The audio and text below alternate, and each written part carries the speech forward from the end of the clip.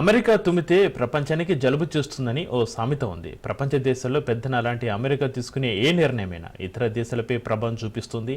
Trump అనాలోచిత నిర్ణయాలతో ప్రపంచ దేశాల ఆర్థిక వ్యవస్థలు అతలాకుతలం అవుతున్నాయి. భారత్పై అమెరికా విధించిన పరస్పర సుంకాలు 26% అమల్లోకి వచ్చాయి. ఈ ప్రభావంతో దేశ స్టాక్ మార్కెట్లతో పాటు ఆంధ్రప్రదేశ్లోని ఆక్వా రంగంపై కూడా కనిపిస్తోంది. భారత్ నుంచి చేసుకునే దిగుమతులపై అమెరికా 26% సుంకాలు విధించడంతో ఏపీలోని ఆక్వా రంగం ప్రతికూల ప్రభావాన్ని ఎదుర్కొంటోంది.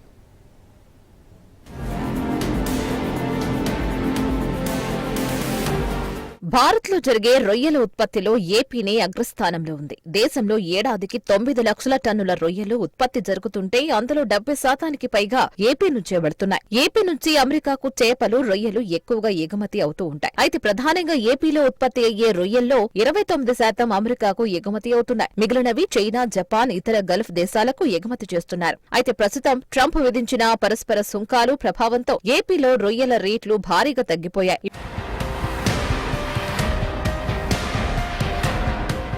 ఇప్పటికే నష్టాల్లో కూరుకుపోయిన రొయ్యల సాగుదారులకు ట్రంప్ ఆంక్షలు సమ్మెటపోటులా పరిణమించాయి. ట్రంప్ సుంకాల ప్రకటన చేసిన గంటల వ్యవధిలోనే రొయ్యల ధరలు భారీగా పతనమయ్యాయి. పశ్చిమ గోదావరి జిల్లాల్లో కిలోకి 40 రూపాయల వరకు ధర తగ్గిపోయింది. భారత్ నుంచి విదేశాలకు ఎగుమతి అవుతున్న మాంసం ఉత్పత్తులలో రొయ్యలది 3వ స్థానం. ఏపీలోని ఉమ్మడి పశ్చిమ గోదావరి జిల్లాల నుంచి అత్యధికంగా ఆక్వా ఉత్పత్తులు ఎగుమతి అవుతున్నాయి. జిల్లాలో 1.20 లక్షల ఎకరాల్లో రొయ్యలు సాగు చేస్తున్నారు.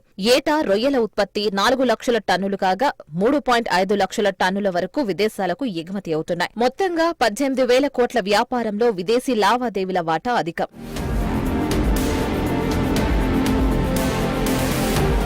గత కొంతకాలంగా రొయ్యల సాగుదారులు నష్టాలను చవిచూస్తున్నారు. రొయ్యలకు వ్యాధులు ప్రబలి సాగు ఖర్చులు భారమై సతమతమవుతున్నారు.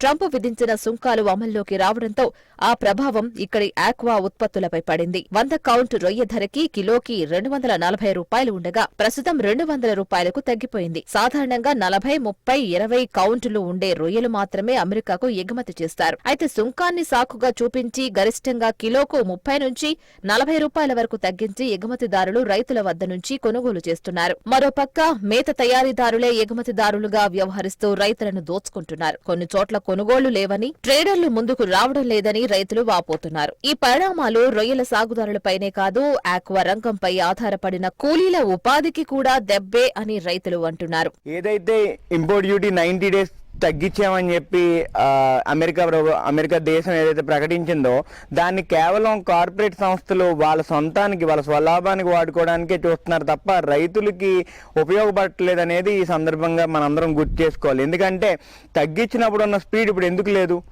ఎందువల్ల లేదంటే ఈరోజు ఏదైతే కంటైనర్లు షిప్మెంట్లో ఉన్నాయో వాటిని ఈ 90 రోజుల్లో వాళ్ళు వదిలిచ్చేసుకుని కార్పొరేట్ సెక్టర్ అంతా కూడా బయటపడిపోదామనే ఒక ఆశతో ఆ 90 డేస్ ఫేవర్ని వాళ్ళు వాడుకుంటా ఉన్నారు.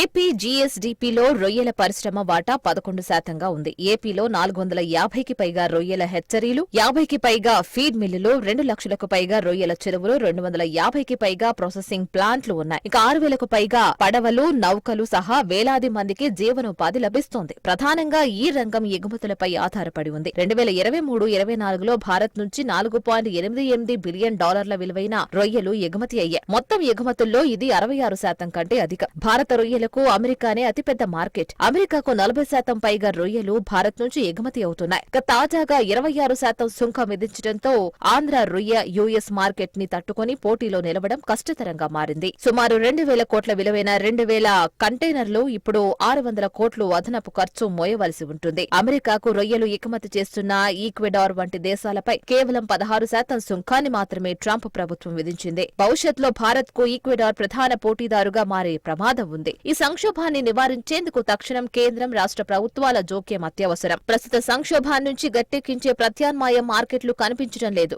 గౌరవ పార్లమెంట్ సభ్యులు దగ్గుబాటి పురంధరేశ్వరి గారు ఒక వీడియో రిలీజ్ చేయడం జరిగింది. ట్రంప్ గారు ఏదైతే రిలాక్సేషన్ పీరియడ్ ఇచ్చాడో 90 డేస్, దాని మీద కంపెనీలు ఏం చేసినాయి అని మీరు ఒకసారి మీటింగ్ పెట్టి, ఎందుకంటే మీ పార్లమెంట్, మీరు ప్రాతినిధ్యం వహిస్తున్న పార్లమెంట్ పరిధిలోనే అనేక ఆక్వా సెక్టర్ కంపెనీలు, ప్రాసెసింగ్ యూనిట్లు కానివ్వండి, ఫీడ్ యూనిట్లు కానివ్వండి మీ పార్లమెంట్లోనే ఉన్నాయి. మీరెందుకు మళ్ళీ సీతకన్ను వేస్తున్నారు రైతుల మీద అని ఒకసారి కంపెనీలతో మీరు మాట్లాడాలని మనస్ఫూర్తిగా కోరుకుంటా ఉన్నాం. ఏటా ఏప్రిల్ సెప్టెంబర్ల మధ్య రొయ్యల ఎగుమతి ఎక్కువగా ఉంటుంది. దాదాపు వార్షిక ఉత్పత్తిలో 70% ఈ సమయంలోనే చేతికి వస్తుంది. అయితే రొయ్యలను కొంతకాలం నిల్వ చేద్దామంటే తగిన శీతలీకరణ వసతులు లేవు. దీనితో ప్రాసెసింగ్ కష్టమై లక్షల మంది ఉపాధిని కోల్పోతారు. ఈ నేపథ్యంలో కేంద్ర రాష్ట్ర ప్రభుత్వాలు తక్షణ చర్యలు తీసుకోవాలని ఆక్వా సాగుదారులు కోరుతున్నారు.